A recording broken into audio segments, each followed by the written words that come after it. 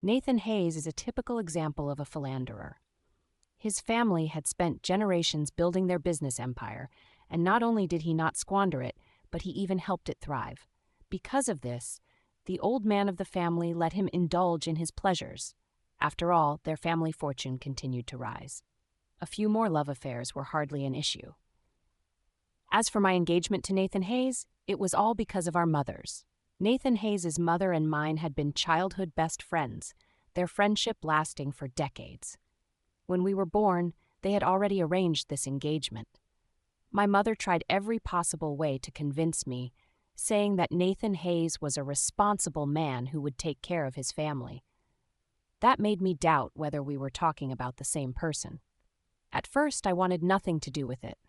There was no shortage of men in this world, especially not those like him, charming but utterly unfaithful. I saw no reason to care. But then, when my mother was hospitalized, I started to feel afraid. I was a child without a father. My mother had raised me alone, and only I knew how hard it had been for her. She longed for me to find a good husband and settle down. After much consideration, she still chose Nathan Hayes. Could it be that, as she aged, she was starting to become senile? "Mia, listen to me," my mother pleaded. "Nathan Hayes is a good boy. If you marry him, you'll definitely be happy." Seeing me remain silent, she added, "If I don't see you married, I won't be able to rest in peace, even if I wait forever like a frog." "What kind of nonsense is that?" I interrupted angrily. But deep down, I was already wavering. To me, love had always been an unattainable luxury. Every relationship I had ended in disappointment. The men I met were either playboys, romance experts, after my body, or attracted to me simply because I didn't cry, complain, or make a fuss when they left. Over time, I grew used to it. Love became like ghost stories, something people talked about, but I had never truly seen. So, marriage it was. At least he was someone my mother liked. If it made her happy, then perhaps it was worth it. And so, I arranged to meet Nathan Hayes to talk. As usual, he looked impatient. The moment he sat down, he checked his watch and said, "Say what you need to say quickly. I have another appointment soon." His attitude was infuriating. I smirked coldly to myself, realizing that even speaking another word to him felt like a waste of effort. So I got straight to the point. "What do you think about the marriage?" "Haven't really thought about it. It's just marriage, isn't it?" To him, getting married was as trivial as discussing something completely unrelated to himself. "Once you're married, you'll be bound by law. Can you handle that?" Nathan Hayes looked at me and laughed incredulously. "Mia Collins, don't tell me you think that after we get married, you'll be able to control my life?" He took a sip of tea and continued. "Let me make this clear. Marriage, to me, is nothing more than a piece of paper. Nothing else will change. Understand?" I understood all too well. It was just a philanderer making excuses. He thought that even after getting a marriage certificate, he could continue his reckless lifestyle as before, while I was supposed to be nothing more than an ornamental wife, turning a blind eye to everything. That was easy. After all, I had no feelings for him. As long as my mother was happy, that was enough. "Fine. No problem," I said. Nathan Hayes paused, clearly not expecting me to agree so decisively. He smirked. "Interesting, but you should think carefully. Once we sign the papers, if you ever want to get rid of me, the cost won't be just $1 billion. A mocking smile played on his lips. If I didn't know his true nature, I might have been bewitched by that face. He leaned in, his gaze dangerously seductive. "As long as you behave, I'll never suggest divorce. As long as you don't cause a scandal and embarrass me, I'll turn a blind eye too," I retorted. Nathan Hayes chuckled and raised his glass. A like-minded partner. What a relief. I forced a smile and clinked my glass against his, but inwardly I cursed him. Like-minded partner? My foot. Get lost, you scumbag. And just like that, I sold myself away. The wedding was extravagant. Business tycoons and elites attended in droves. The Hayes family truly knew how to put on a spectacle. Everyone was envious of me, the woman who married into wealth. My mother held my hand tightly, eyes brimming with tears. "This is wonderful, Mia. I'm so happy." Aunt Sophie was also elated. "Oh dear, don't cry on such a happy day. And don't worry, I'll make sure Nathan never bullies her." I nodded and smiled, but deep down I knew this was a bottomless pit. On our wedding night, Nathan Hayes was dead drunk, sprawled out on the sofa. The stench of alcohol was so strong that it made me want to vomit. If it weren't for his annoyingly good-looking face, I might have kicked him out of the room already. He loosened his collar, grumbling in discomfort. "Help me wipe my face," he muttered. I glared at him and threw a wet towel at his face. "Do it yourself." Not even a minute later, I heard muffled noises. I rushed over and yanked the towel off his face. He had nearly suffocated himself with it. Seriously? He was so drunk that he didn't even realize he was being smothered? With a sigh, I reluctantly wiped his face. Half conscious, he suddenly grabbed my hand and murmured, "Wife?" I yanked my hand away instantly. "Are you sick?" I snapped. But Nathan Hayes was already drifting back to sleep, completely oblivious. This guy, even on our wedding night, who knows which woman he was thinking about when he muttered that name? I threw a blanket over him and turned away, climbing into bed. Sleeping comfortably was much better. After all, investing any emotions in a playboy like him was a complete waste. I drifted off into a hazy sleep, only waking up when I heard the sound of rushing water from the bathroom. At that moment, it hit me. I was married. This wasn't a dream. In this very room, there was another man, Nathan Hayes, the notorious womanizer I had never taken seriously. He stepped out of the bathroom with only a towel wrapped around his waist. Seeing that I was awake, he smirked and approached. "Caught you sneaking a glance at me, huh?" I had never met anyone so self-absorbed and arrogant. I couldn't help but laugh at the ridiculousness of it. "For someone like you, it's all just surface-level appeal," I said. His hand, which was in the middle of towel-drying his hair, froze. He leaned down, towering over me. "Oh, and what exactly do you mean by that?" I met his gaze head-on, completely unfazed. "Just saying," I replied casually. "Men like him, strong in the limbs, but—" I glanced downward for a brief second, shrugged, and trailed off. Nathan Hayes scoffed, then laughed in disbelief. He leaned even closer. "Who are you looking down on?" I smirked challengingly. "What? Got mad because I hit a nerve?" "Mia Collins, you're something else." His voice had a dangerous edge to it. Feeling triumphant, I pushed him aside and got out of bed. Round 1, I win. Unexpectedly, Nathan Hayes laughed. "Mia Collins, you're quite the cunning one." As I sat at my vanity applying lipstick, I casually asked, "And what exactly do you mean by that?" "You're trying to play hard to get with me, aren't you?" Nathan Hayes walked up behind me, bending down so our reflections met in the mirror. His voice was low and teasing. For a second there, I almost fell for it. I traced my lips with the lipstick, painting them a bold, vibrant red. Admiring my reflection for a few seconds, I then turned to him. "I stopped playing games a long time ago. What, don't want to hear the truth now?" Nathan Hayes narrowed his eyes slightly, as if in warning, but it had no effect on me. I patted his shoulder lightly and smirked. "Anyway, let's go. Don't forget, you got married yesterday. Today, we have to serve tea to the elders." To my surprise, we played our roles as a loving couple quite seamlessly in front of his family. At the breakfast table, Nathan Hayes picked up a piece of braised pork belly and placed it in my bowl. "Mia, this is your favorite, right?" I smiled and nodded. "Thank you, dear." For a brief moment, his hand trembled slightly, and his expression was somewhat flustered, but he quickly regained his composure. I glanced down at the oily chunk of meat in my bowl and instantly felt nauseous. Who the hell likes eating such greasy food? It was obvious he was messing with me. But Aunt Sophie looked absolutely delighted. "Seeing you two so affectionate, I can finally rest assured." I picked up some vegetables and placed them in her bowl. "Auntie, you should eat too." Aunt Sophie's eyes twinkled mischievously. "Oh my, calling me auntie now that you've married into the family? Not madam anymore?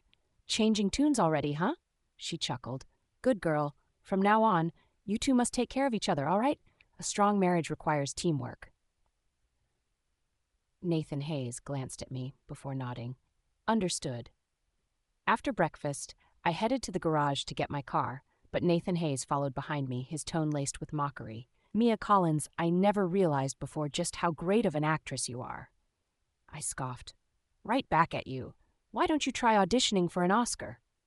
Nathan Hayes chuckled, put on his sunglasses, and got into the driver's seat. "Come on, let's keep up the act. Where do you want to go?" As I got into the car, he glanced sideways at me. "You said husband so smoothly earlier. I bet it's not the first time you've called someone that, huh?" He was fishing for information. pretending to sound casual, but his eyes were full of curiosity. But I could still sense the way his eyes scrutinized me, as if trying to read between the lines. "It's just a form of address. Is it really that hard to say?" I replied casually. He smirked. "Makes sense. Seems like you've had quite a lot of practice, huh?" With that, he said nothing more, and the atmosphere inside the car grew strangely silent. I had no intention of explaining anything. Explaining to someone like him was pointless. After all, Nathan Hayes was a man without a heart. Right at that moment, his phone rang.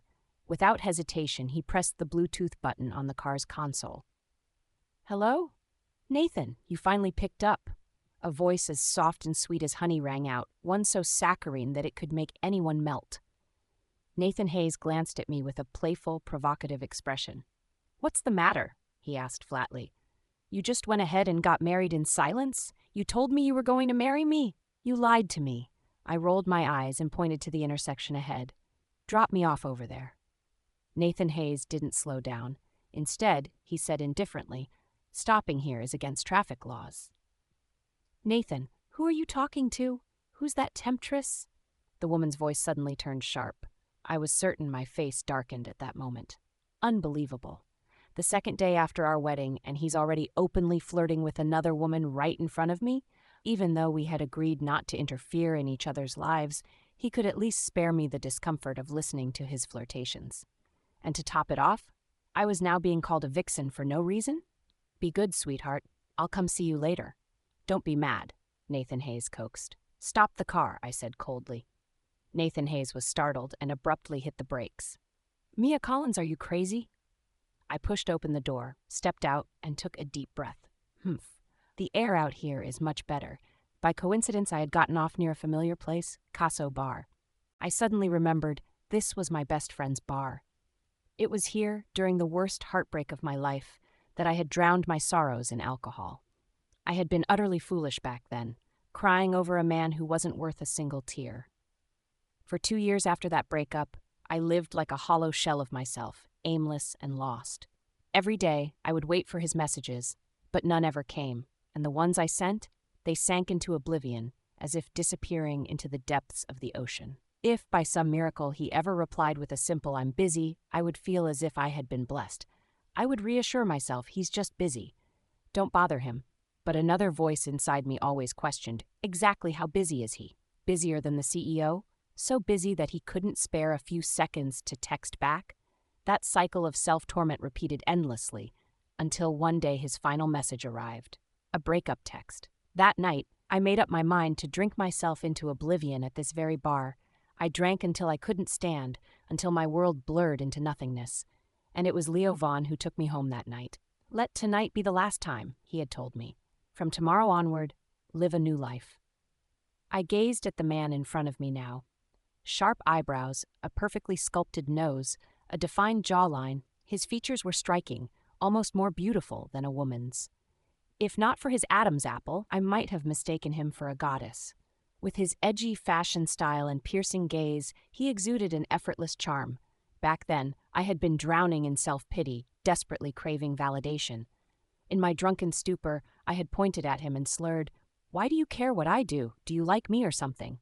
Leo Vaughn had chuckled. "Sorry, I only like men." Thinking back on our first meeting, I couldn't help but laugh to myself. I stepped into the bar. Behind the counter, my old friend was meticulously mixing a new cocktail.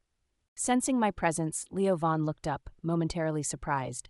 Then, in typical fashion, he flashed me his signature flirtatious smile. Nathan Hayes raised an eyebrow. "You say you don't want it, but you're accepting it. Not bad," he teased. "I like that." I rolled my eyes, nearly choking on my own exasperation. "You're insane," I scoffed, shoving him away. "I don't have time for your games." Nathan Hayes grabbed my wrist. "I have to admit, you're quite skilled," he mused, "but I've never lost before." "No one is trying to compete with you," I retorted. "After all these years, can't you at least grow up a little?" The light in his eyes dimmed instantly. He let go of my wrist, and for a brief moment, he looked like a defeated mastiff. "So in your eyes, I've always been just a childish fool, huh?" Nathan Hayes could be stubborn, just like now, dragging me out in the middle of the night just to ask whether I thought he was immature. I lay on the bed, my eyes closed in exhaustion. "Is the answer that important to you?" I murmured. "If it is, then what you're doing right now is extremely childish." Nathan Hayes fell silent, then picked up a pillow and marched straight to the study. Before leaving, he turned back and smirked. "You have a sharp tongue, Mia Collins, but I know you'll never change." How annoying. It seemed Nathan Hayes was genuinely upset. Do all men hate being called childish by a woman? But I hadn't meant to challenge him. Why did it always have to be a contest with him? The next morning, my assistant Selena called. "Sorry to disturb your honeymoon, Miss Collins," she said apologetically. "But there's a problem with a client order. Miss Ellie suddenly requested alterations to her wedding gown. She wants it widened. But the silk batch for this design is extremely difficult to reorder." "That's fine, I'll handle it," I replied. People who work for money don't have the luxury of vacations. Besides, this so-called honeymoon meant nothing to me. I quickly applied light makeup, grabbed my bag, and prepared to head out. Surprisingly, Nathan Hayes was already awake. He was sitting at the dining table, sending a voice message to another woman. "Baby, didn't you say you wanted seafood? A new seafood restaurant just opened in the west side of the city. I'll take you there." His voice was casual, almost affectionate. "Thanks, love," a sweet, coquettish voice replied. "But this time, don't stand me up again, okay? Or I'll be mad. Pick me up at the usual place." Before I could step out, another completely different female voice chimed in, soft yet sultry. I couldn't hold back a laugh. Men really do change women like changing clothes. Nathan Hayes set his phone down and glanced at me. "What are you laughing at?" "Nothing. Don't mind me. Keep going." As I changed into my shoes, he suddenly asked, "Heading out this early? A date?" "You're one to talk." I scoffed. Nathan Hayes chuckled, walking toward me. "Are you trying to compete with me? A woman can't afford to play big in this game. You're at a disadvantage." "That's just me," I replied indifferently. "No need for you to worry. Move. I'm busy." I pushed him aside and walked out the door. As I left, I caught a fleeting glimpse of his face. Something like frustration flashed across his expression. Was that defeat? When I arrived at the workshop, everyone was on edge. After all, Miss Ellie was notoriously difficult to please. Changing her gown design last minute was nothing new, but this time it was a real headache. The dress had been made with premium silk, which required careful pre-ordering. At the moment, only Novacorp could provide a rush order for this material. My head throbbed at the thought. I had an unpleasant history with Ethan Reed, the owner of Novacorp. Years ago, he had invited me to model for his company. The offer was lucrative, but I had turned him down. Humiliated, he had publicly declared that he would never collaborate with my studio on any project. I instructed my assistant, Selena, to try contacting Ethan Reed. To my surprise, this time he quickly agreed to meet. Initially, I asked Selena to book a meeting room to maintain professionalism. However, Ethan Reed insisted on making the arrangements himself. I had no choice but to comply. The meeting was scheduled at Velvet Clubhouse, a venue owned by Ethan Reed. As soon as I stepped into the private room, the acrid scent of cigarette smoke stung my nose, making my eyes water. "Well, look who we have here," a voice drawled through the haze. "Isn't this our esteemed Miss Collins? Beautiful, talented, and high class as ever." Through the dim smoke, Ethan Reed smirked as he approached, placing a hand on my shoulder. "Come on, Miss Collins, let's have a drink." Suppressing my discomfort, I took a seat. Only then did I realize that the table was surrounded by men, all eyeing me with unsettling smiles. "Miss Collins, Mr. Ethan has spoken highly of you many times," one of them remarked. "Now that we've finally met, I must say you're truly a rare beauty." I swallowed my irritation, maintaining a polite smile as I raised my glass. "Mr. Ethan, a toast to you." Ethan Reed raised an eyebrow, his gaze scanning me with blatant amusement. He clinked his glass against mine. "Miss Collins, you really are different from other women." After finishing the drink, I quickly steered the conversation toward business. "Mr. Ethan, about the silk batch I ordered, would it be possible to have it delivered by tomorrow?" "Tonight isn't a night for business talk," he cut me off with a smirk. Then he leaned in, his breath reeking of alcohol as he whispered in my ear, "But if you make me happy, anything is possible." With that, he poured me another drink. Suppressing the disgust churning in my stomach, I forced myself to take another sip. Misfortunes never come alone. After several drinks, my stomach burned painfully. Just then, my phone rang. It was Nathan Hayes. Ethan Reed glanced at the screen and immediately snatched my phone, hanging up the call. "Who's ruining the mood?" he sneered. "Ignore it." The phone rang again and again. By the sixth call, I had reached my limit. I yanked the phone back and spoke in a cold, firm voice. "Mr. Ethan, if you don't let me answer, my family might report me missing." I picked up. Nathan Hayes' voice roared through the speaker. "Very good, me Collins. You dare hang up on me?" Before I could respond, he continued angrily, "Do you even know what time it is? Even fun has its limits." The pain in my stomach was becoming unbearable. My voice dropped to a whisper. "Come pick me up." There was silence on the other end for 2 seconds. Then Nathan Hayes' voice came through, much lower and steadier. "Send me your location." He hung up. I quickly sent him my coordinates. When I looked up, I realized the entire banquet table was empty. Everyone had left.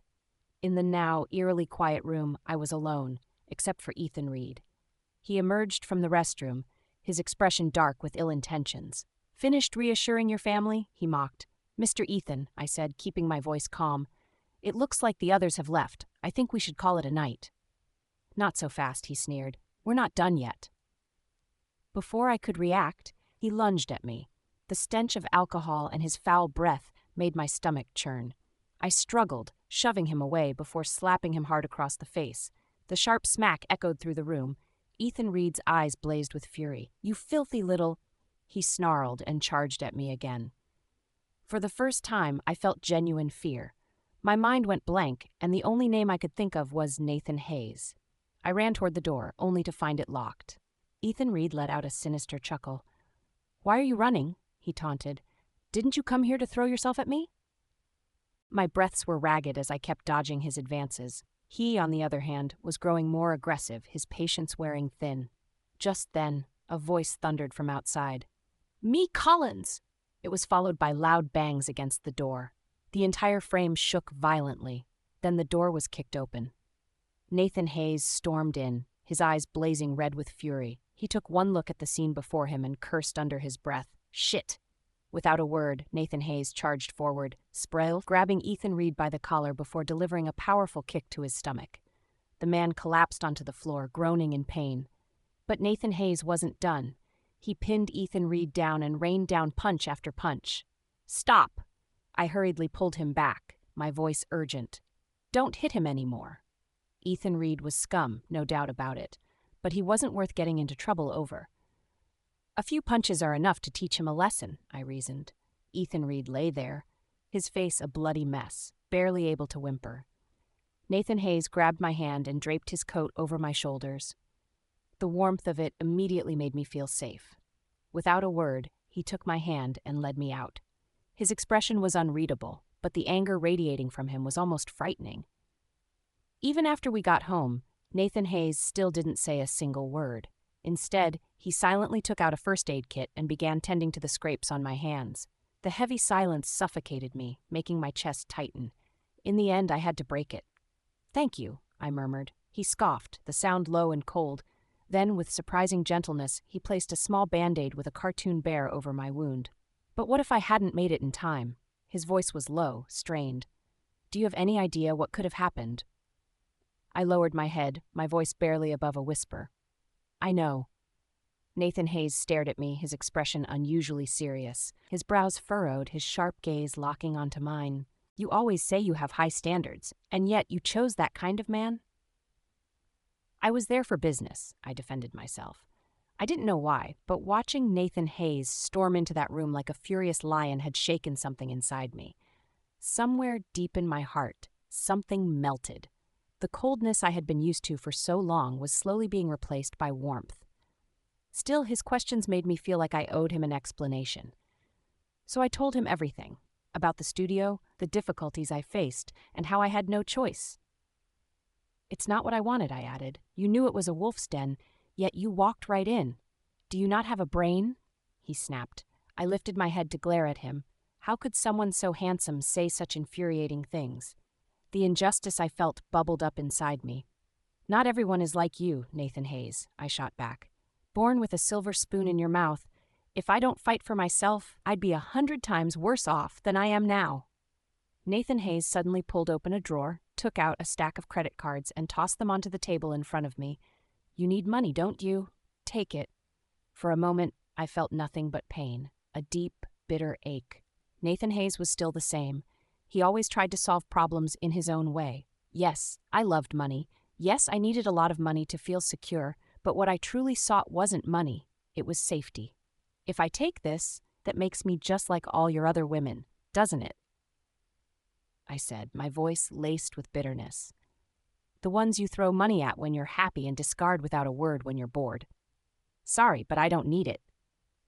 Nathan Hayes's breaths came in sharp, furious bursts. For a second, I thought he might reach out and strangle me. But in the end, he simply slumped onto the sofa, covering his face with both hands. And when he spoke again, his voice had lost its usual arrogance. "Mia Collins, can't you just speak nicely for once?" Nathan Hayes sighed. "If you just softened up a little, everything would have been settled already." After arguing for a while, the pain in my lower abdomen grew more intense. I had no choice but to declare a truce. "I don't want to fight with you anymore." Nathan Hayes sat up immediately. "What's wrong?" Just as I started to feel dizzy, he pulled me into his arms. "My stomach hurts." Truthfully, I didn't resist his embrace at all. On the contrary, it made me feel safe and warm. Nathan Hayes clicked his tongue, annoyed. Women are such trouble. But the next second, he scooped me up into his arms, carrying me princess style. I didn't even have the strength to protest. He placed me gently on the bed and covered me with 2 thick blankets. "Stay here. I'll make you some ginger tea with brown sugar." I bit my lip, and for some reason, my voice softened. "Thank you." For a brief moment, Nathan Hayes looked a little flustered, or maybe just awkward. "Just don't piss me off again. That would be best." Suddenly, his phone rang. I glanced at the screen. The name displayed was Sweetheart. Just like that, the warmth in my heart vanished. I'm not going. Busy." His reply was short, and then he hung up. "Who was that?" I asked, instantly regretting it. What if he used this as an opportunity to tease me? Wouldn't that just be me digging my own grave? Nathan Hayes leaned in close, his voice teasing. "Whoever it is, I'm not going anywhere tonight." In the middle of the night, I woke up feeling hot. Drowsily, I reached out, only to touch firm, heated muscles. My eyes fluttered open. In the dim moonlight, Nathan Hayes's features were strikingly clear. His slightly raised brows, long, thick lashes, and his straight, well-defined nose moving with each steady breath. He was sleeping soundly. But since when had he started holding me like this? I clearly remembered drinking the sweet ginger tea he made for me before falling asleep. Somewhere along the way, he must have climbed into bed. Yet, strangely, I didn't want to push him away, even though his body felt like a furnace. "Mia Collins, are you really this easy to break? Don't forget, Nathan Hayes is infamous for being a playboy. Everyone knows he's a legendary heartbreaker. Are you really going to let yourself fall for him?" I took a deep breath. I couldn't deny it. This man had enough charm to shake my heart. "Mia." Even in his sleep, he murmured my name. Then, as if by instinct, he pulled me closer, his warm breath brushing against the top of my head. I looked up at his lips, soft, perfectly shaped. Unable to resist, I bit him lightly. By the time I woke up, Nathan Hayes was already out of bed. The spot where he had slept was still warm, meaning he had only left recently. As much as I wanted to linger on last night, reality quickly set in. I still had to deal with the shortage of silk for my orders. And after the way Nathan Hayes beat up Ethan Reed, there was no way that bastard would let it slide. "Why aren't you sleeping in a little longer?" I turned to see Nathan Hayes sitting on the sofa, fully dressed, watching me intently. "The studio has a lot to handle," I replied. Without a word, he walked over and handed me a business card. "This is a friend of mine. He has the silk you need. I already spoke to him. You just have to contact him directly." So, he had actually listened. He had heard all my complaints from last night, and even went out of his way to help me. For a moment, I was speechless. "Thank you," I finally said, the words barely enough to express my gratitude. But before I could say anything else, Nathan Hayes immediately cut me off. "You don't need to thank me," Nathan Hayes said casually. "Even if we're only married in name, we're still friends. It's nothing." Since he had put it that way, saying anything more would just seem overly formal. "As for Ethan Reed, you don't have to worry. I've already handled it. Just don't do business with people like him again."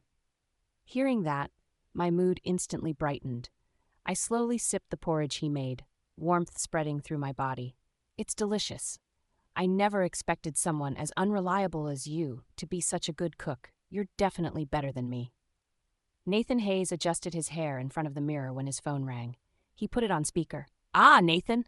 Happy birthday! Today is his birthday? Should I prepare something for him? But this voice was different from the other women I'd heard before. Nathan Hayes glanced at me briefly before replying, "You're the only one who remembered. Let's have dinner together later." Oh, I see. He already had plans. No need for me to be there. I finished my porridge, washed the bowl, and told Nathan Hayes, who was still on his call, "I'm heading out." He just nodded, barely paying attention. I almost got caught up in this. Good thing I snapped out of it in time. As I drove, my mind drifted to the business card Nathan Hayes had given me. If emotions are unreliable, I might as well focus on making money. The name on the card, Luca Harper. I had seen him at the wedding before. He was Nathan Hayes' best friend. "Hello, CEO Harper. This is Mia Collins." "Why so formal, sister-in-law? Just call me Luca." His voice was deep and steady, much more composed than Nathan Hayes's. I arranged to meet Luca Harper at my studio.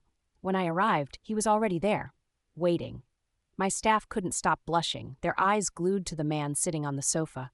Selena quietly leaned in and whispered to me, "Miss Collins, he's so handsome." I shot her a look. "Forget it.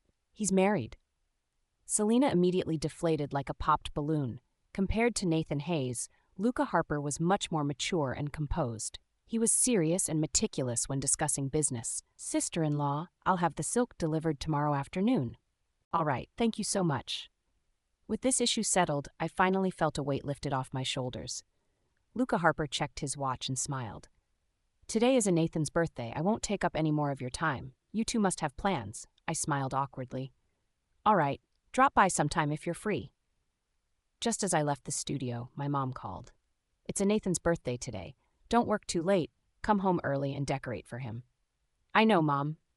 Why does everyone think I have to celebrate his birthday for him? It's not like he had any free time. He was definitely out enjoying himself with someone else. Somehow, I found myself at Leo Vaughn's bar.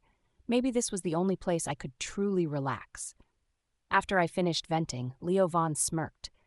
"Why do I feel like he was subtly reminding you that today's his birthday?" "Reminding me? But he went out with someone else for dinner." Men understand men best. Nathan Hayes is the type who has a lot of pride. He wanted to remind you, but also show off that he has plans. I froze. That was exactly something Nathan Hayes would do. If that was the case, then he really was just a childish brat. I burst out laughing. Leo Vaughn spread his hands, his gaze soft as he chuckled.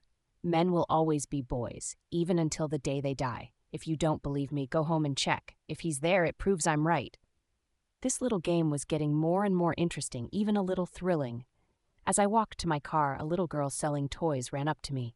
"Sis, buy a doll. It's really cute." Her cheeks were flushed red from the cold. I nodded and pointed at the Pink Panther plushie on her cart. "This one." "Thank you, sis." I placed the Pink Panther plushie on the passenger seat. Looking at its long legs, I suddenly felt it resembled Nathan Hayes a little. When I got home, the house was completely dark. My heart sank. Of course, he wouldn't be home. There were plenty of beautiful women waiting to have dinner with him. I hugged the plushie and stepped into my room, only to be startled by a dark shadow near the window. "Ah!" I screamed. "What are you yelling for?" That familiar voice rang out. I switched on the light and saw Nathan Hayes standing by the window. A wave of irritation rushed through me. I strode over and landed 2 light punches on him. "Why didn't you turn on the lights? I thought there was a burglar." Nathan Hayes looked down at me, his voice hoarse. "This house is huge, and I'm alone. Why turn on the lights?" "Didn't you have a dinner date with those pretty ladies?"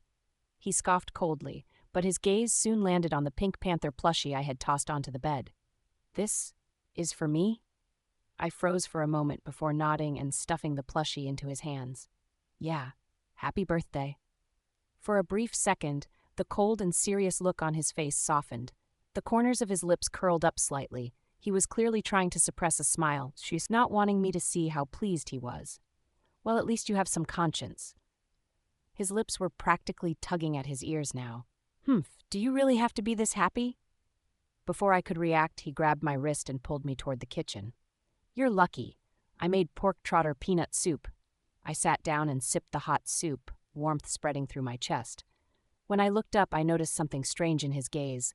Affection? No, no. That couldn't be right. "Why are you looking at me like that?" I frowned. His voice was low and sincere. "I'm really happy that you're here to celebrate my birthday with me." A pang of guilt hit me. After all, I never planned to stay with him tonight. But now, being here like this, it wasn't so bad, right? When I was little, my parents were always busy. They never threw me a birthday party. And when I grew up, it was even less of a thing. Nathan Hayes stared out the window. For the first time, I saw a hint of loneliness in his eyes. Something inside me clenched. Before I even realized what I was saying, the words slipped out. "If you'd like, I'll celebrate your birthday with you from now on." I didn't fully grasp the weight of my words until I saw his eyes turn red. "You mean it?" His deep gaze locked onto mine, emotions swirling like crashing waves. He stayed silent for a few seconds before speaking again, his voice steady. "Mia Collins, let's be together. For real." For a moment, my mind went blank. Looking at his sharp, handsome features, I was completely distracted. A tiny voice in my head whispered, "Mia Collins, why not? He's handsome, rich, and even funny. What more could you want?" But before I could think further, his phone rang. The name on the screen, Sweetheart. In an instant, I snapped back to reality. Nathan Hayes frowned slightly and declined the call. I smirked. "Why aren't you answering?" "It's not important." His voice was a little stiff. Then he looked at me seriously. "So, does that mean you agree?" I scoffed. "Agree to what? Have you lost your mind, Nathan Hayes? You think a small gesture like this will make me fall for you? Dream on." I shoved his annoyingly handsome face away. "I think things are fine the way they are now." Nathan Hayes froze. Maybe for a man like him, he never expected to be rejected so bluntly. A hint of mockery appeared at the corner of his lips, and his tone turned colder.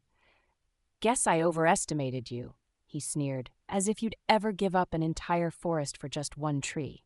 I fired back without hesitation. "Everyone is the same. Don't act as if you're any different." Nathan Hayes let out a mocking, disdainful laugh, taking 2 steps back. "Who says I'm wrong? No need to hang yourself on just one tree, right?" The good atmosphere we had built was shattered in an instant. Yes, love was truly a luxury for me. There was no doubt about it. But this time, I wasn't as decisive as before. I had thought that after rejecting him, I would be able to go back to living comfortably, just like before. And yet, I realized that whenever I had a moment of free time, I couldn't stop myself from remembering the way Nathan Hayes' face had turned slightly red as he leaned in close to me. So I buried myself in work at the studio, pouring all my time and energy into it, twice as much as before. Ironically, Nathan Hayes and I seemed to be completely in sync when it came to this. He barely came home, and I practically lived at the studio day and night. We completely missed each other's schedules. Since that night, we had silently agreed to sleep in separate rooms. His door was always shut. I had no idea whether he was home or not. Only the faint traces he left behind in the house let me know that he had been here.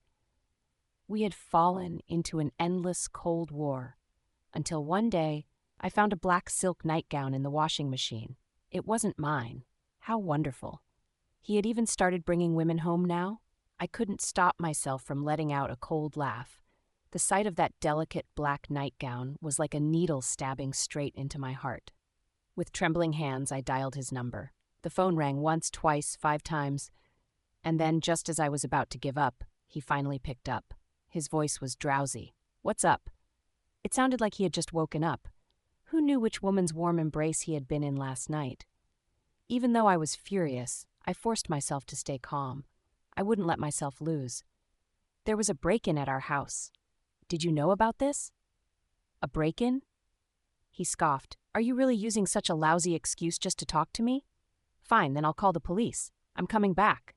Not long after, Nathan Hayes returned, still reeking of alcohol. "What happened?" I grabbed a hanger, hooked the flimsy nightgown, and flung it in front of him. "I already told you. You can do whatever you want, but don't drag me into your mess." Nathan Hayes raised an eyebrow, his lips curling into an amused smile. He picked up the nightgown between 2 fingers, inspecting it. Why is this with you? So you admit it? My voice was icy. I really wanted to know, was this house now a place for him to bring women over? The smile on his face instantly disappeared. In its place was an unreadable coldness. This is my house, my property. I can bring home whoever I want. Great. Then I'll leave. I turned around and walked to my room, opening my suitcase and slowly packing my belongings. At that moment, I suddenly remembered myself from years ago. Back then, I had also chosen to leave, hoping it would make the other person want to keep me. But that person had already stopped loving me. They had only watched me pack my things with an indifferent smile. What's the point? In the end, you'll come back anyway. My eyes burned. Why did it feel like, no matter how much time passed, I was still repeating the same mistakes? Mia Collins. How pathetic. Don't cry. I forced back the tears, swallowing them down. Nathan Hayes suddenly barged into the room, yanking my suitcase open and pulling out my clothes. Mia Collins, stop this nonsense. I let out a cold chuckle. I'm not making a fuss. I'm just making space for you. Shouldn't you be happy? His next words caught me off guard. If you leave, what am I supposed to tell my mother? I laughed out loud. For a brief moment, when he rushed in, I had still harbored a little hope. I had hoped, just a little, that he would see through my foolish pride. But in the end, all he cared about was how to explain this to his mother. From start to finish, the only thing on his mind was himself. In the end, what troubled him most wasn't me, but the fear of being scolded by his mother for not taking good care of me. That's your problem, I said coldly. When you brought another woman home, did you ever think about the consequences? Didn't you say you wouldn't interfere with my life? Nathan Hayes' eyes burned red as he shouted. But the very next moment, he grabbed my shoulders, his tone softening. Or are you trying to interfere now? Honestly, sometimes I truly couldn't understand what went on in his head. Just like now, 1 second, he was aggressive, the next, he was gentle. I pushed his hands away. I have no interest in controlling you. Then can you say with absolute certainty that when you saw that nightgown, you felt nothing at all? Nathan Hayes stared down at me, his gaze a mix of scrutiny and arrogance, as if he could see straight into my soul. I couldn't deny it. When I saw that nightgown, my heart had wavered. But so what? I couldn't let myself lose control. This was the path I had chosen. How old are you? Why do you keep asking childish questions? He let out a harsh curse, taking a step back and kicking the sofa beside him in frustration.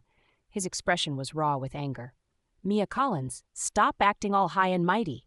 You're only a month older than me. Since we were kids, you've always tried to act mature. Aren't you tired? Aren't you? Maybe. The day my father went bankrupt and jumped off a building, it rained as if the sky was collapsing. My mother had stood in front of my classroom, her face hollow with despair, begging my teacher to let me take time off school. At that time, I had been standing outside as punishment. The reason? Nathan Hayes had teased me, and just as I retaliated, the teacher had turned around and caught me punching him.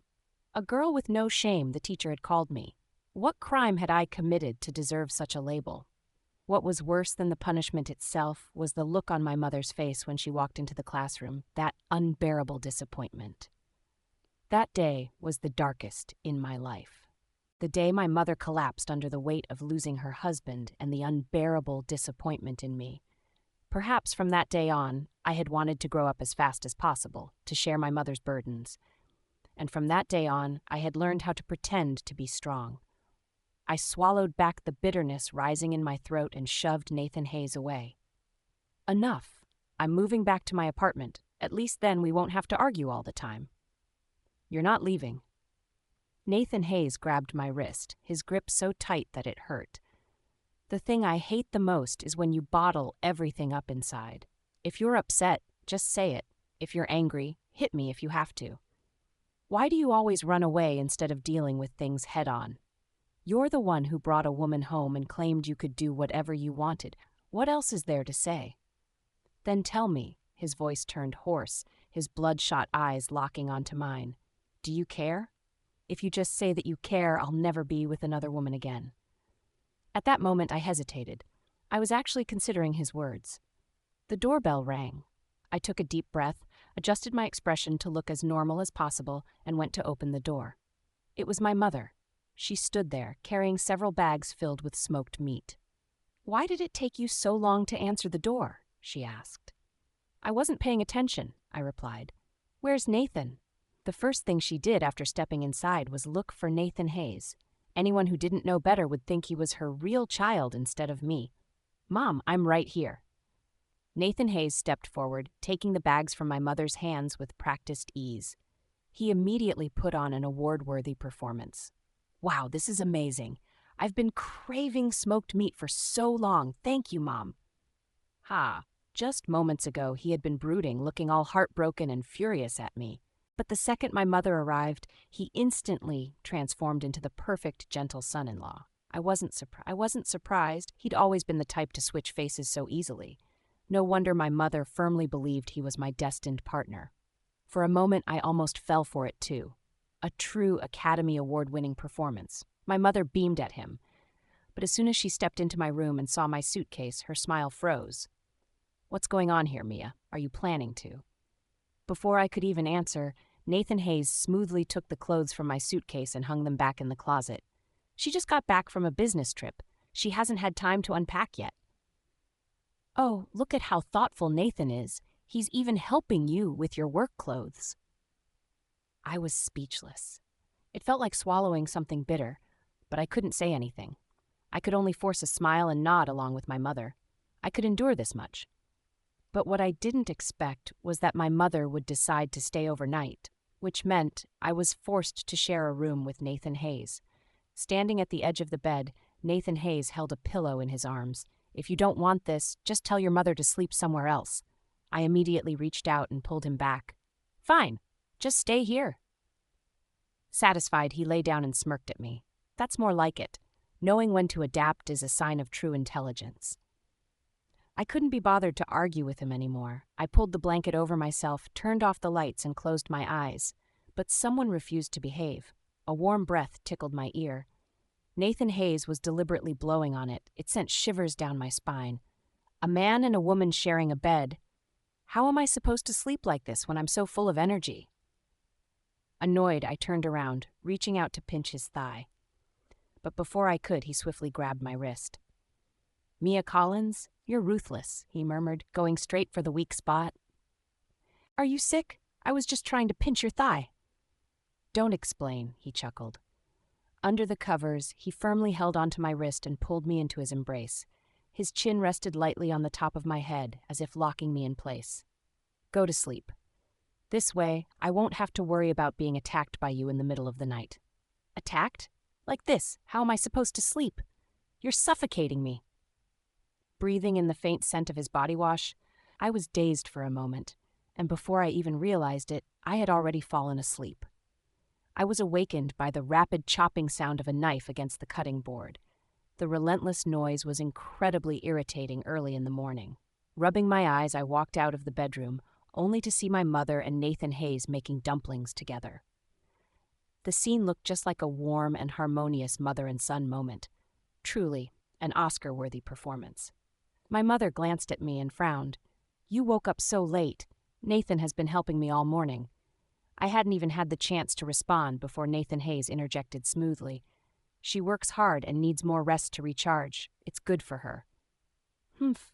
You spoil Mia too much. She's getting lazier by the day." I turned to look at my mother, and just as expected, her gaze was filled with admiration and affection for him. Oh God, I seriously couldn't take this anymore. After washing my face, I sat down at the table, looking at the feast of delicious food. I couldn't resist sneaking a taste of one of the dumplings. This was definitely my mother's cooking. "I made that," Nathan Hayes said casually. I nearly choked. Since when did this guy learn my mother's secret recipes? Cough, cough! So that's why the flavor seemed a little different today. Nathan Hayes simply smiled, neither confirming nor denying it. It was rare to see him this modest. "You and Nathan should stop worrying so much about making money," my mother suddenly said. "How much money is ever enough? Just hurry up and give me a grandchild already." The usual daily routine, being pressured to have kids. I was used to it. No need to think too much. Just nod and move on. "I know, Mom," I replied automatically. Satisfied, she picked up a piece of stir-fried pork kidney and placed it into Nathan Hayes' bowl. Here, eat more. This is good for you. Nathan Hayes nearly spat out his tea. He was clearly struggling to maintain his composure, but at least he looked calm on the surface. There's no need, Mom. I'm perfectly fine, he said stiffly. Then, in one smooth motion, he picked up the kidney and placed it back into my bowl. Perhaps this was his last shred of dignity as a man, I smirked. With all the beautiful, beautiful women around you, you must be fine, right? The moment the words left my mouth, I regretted it. I had gotten too used to joking like this. I completely forgot about my mother's presence. My mother, who had been happily picking up food, suddenly froze. She stared at the two of us, worry flickering in her eyes. Nathan Hayes' face darkened instantly. Your mother is right here. Do you even realize what you're saying? He said coldly.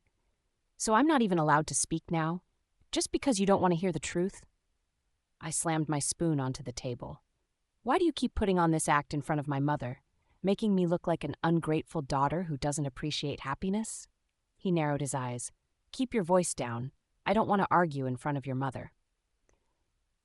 That only made me angrier. Argue?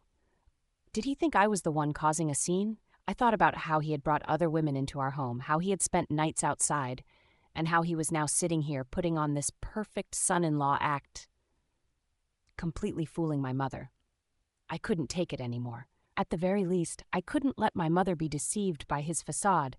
Maybe it was time to tell her the truth, to finally let her see his real face. I've had enough, I said, looking him straight in the eyes. Stop pretending. Can you even tell my mother the things you've done?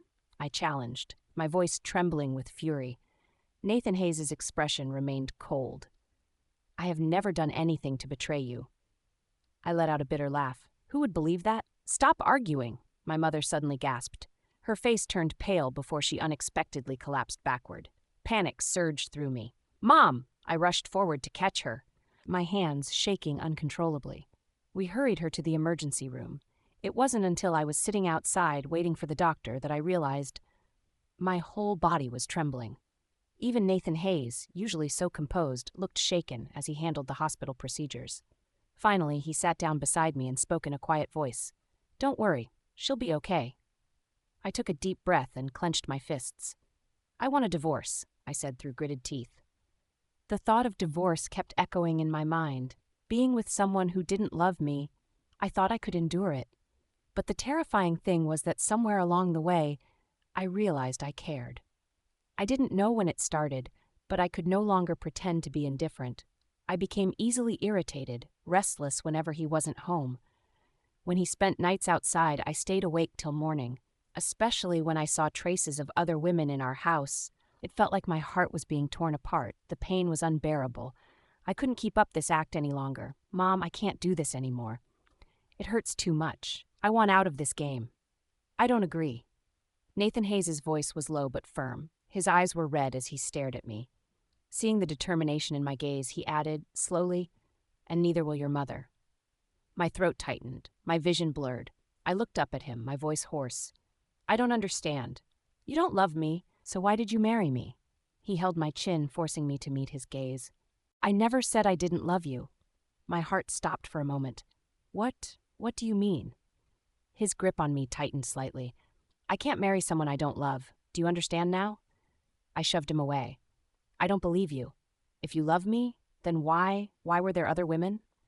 From start to finish, his gaze never wavered. There were never any other women, he said simply. It's always been you. I opened my mouth, desperate for more answers. I needed him to say more, to explain everything. But at that moment, the emergency room door opened. A weary-looking doctor stepped out. Family of the patient? I rushed forward. Doctor, how is my mother? She's stable now, the doctor reassured me. But you must be careful not to upset her. Any further stress could lead to a heart attack. I exhaled deeply in relief. Thank you, doctor.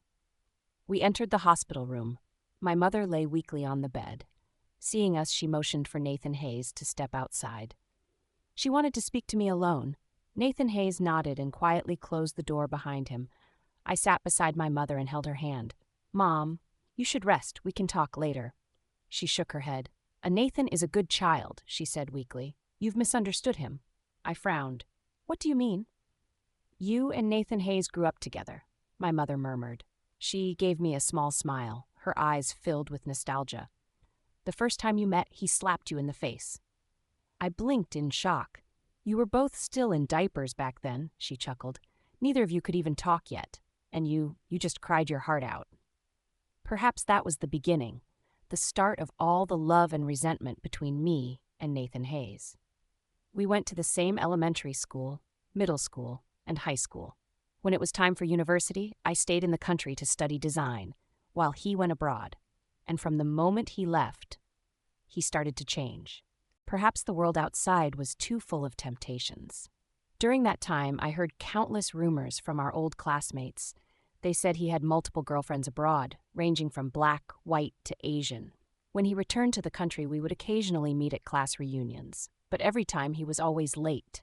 His phone never stopped ringing throughout the gathering. People would tease him. "Wow, incredible. Teach me how to juggle 5 girlfriends at once." Every time I heard those words, I would simply pretend not to care, making up an excuse about work at my studio before leaving early.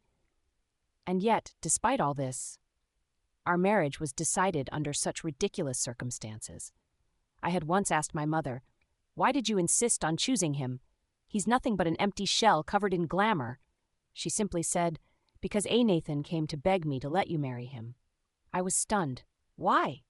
"We never even liked each other," Mother sighed. "A Nathan didn't want me to tell you this, but seeing how badly you two have been fighting, I can't stay silent anymore." She gently squeezed my hand. "You're both too strong-willed." "I understand you, my child. You've always been proud, always striving to be the best. After your father passed away, you became even more reserved, mature, yet distant from everyone. I was afraid that your grief would consume you, that you'd isolate yourself forever. So I asked a Nathan to talk to you more, to make sure you didn't feel alone." I let out a dry laugh, remembering our school days. Nathan Hayes had been like a ticking time bomb in my life, always appearing out of nowhere, babbling about nonsense, or sitting behind me and messing with my hair. He once scribbled on my notebook, "Property of Nathan Hayes." He even stuffed love letters into my bag, all plagiarized from the internet, full of cheesy, outdated poetry, and signed under the names of random boys. Back then I found him utterly annoying, but now, hearing my mother's words, I finally understood. Wasn't this just a clumsy way for a boy to show his affection? So that was why.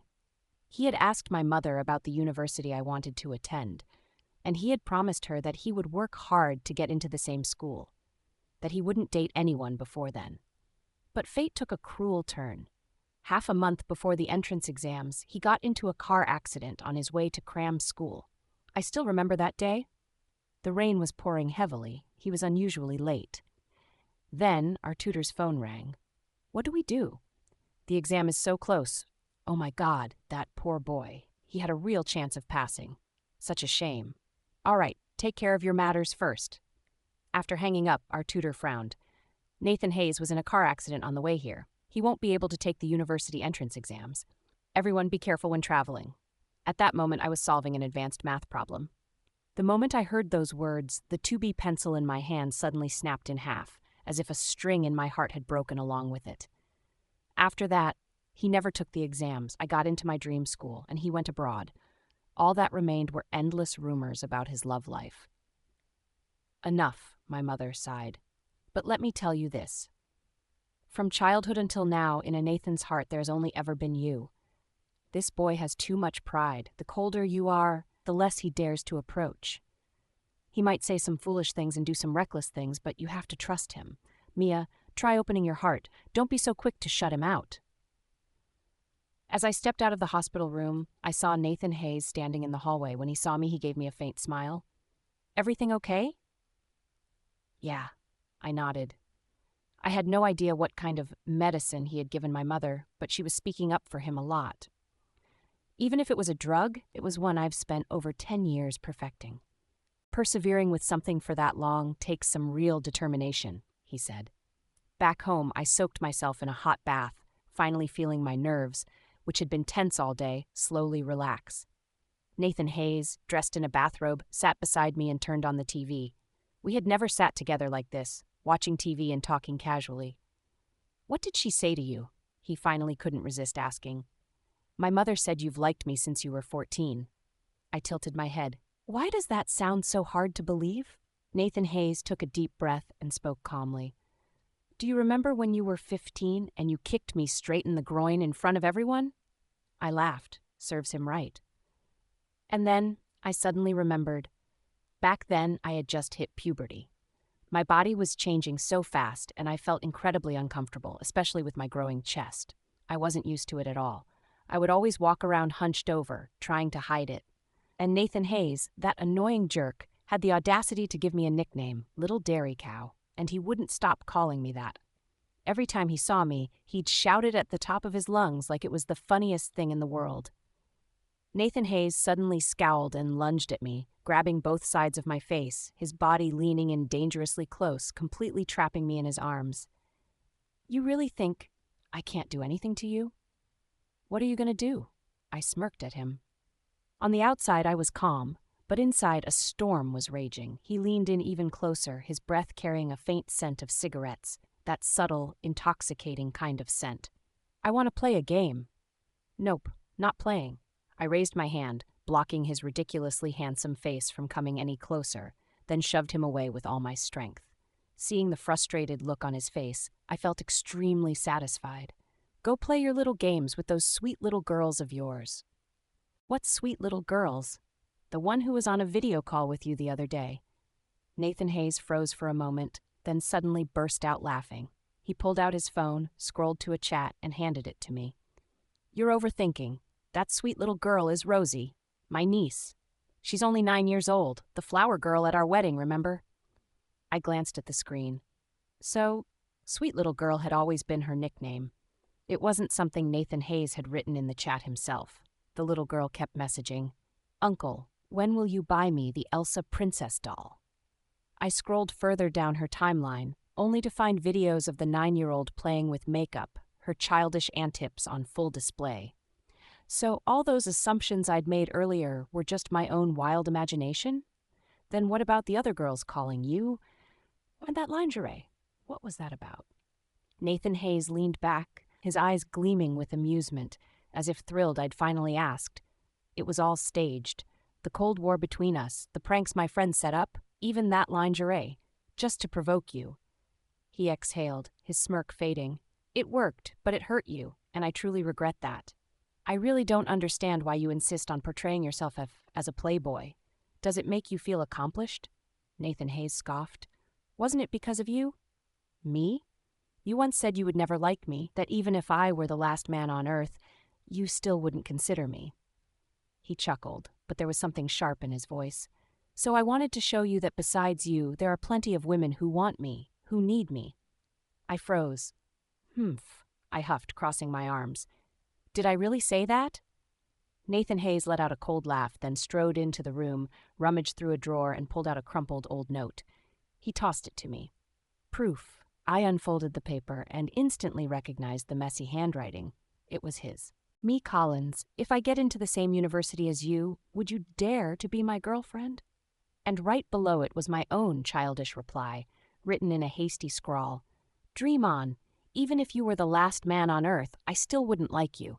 Do you know how annoying you are? Stop passing notes in class. Oh God, we really were just a pair of dumb kids back then, naive and petty. But I should have known that Nathan Hayes, of all people, would hold on to something like this for years. Still, I wasn't so easy to corner anymore.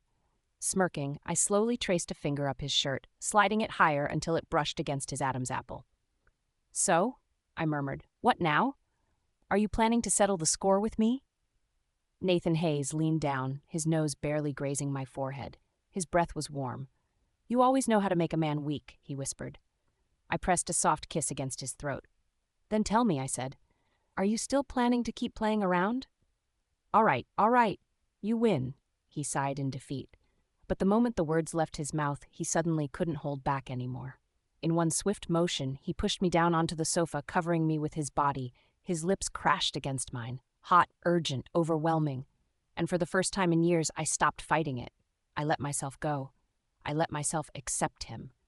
Who would have thought, after all the years of bickering, of never seeing eye to eye, my childhood rival, my thorn in the side, would be the one I'd end up with? Life really is unpredictable.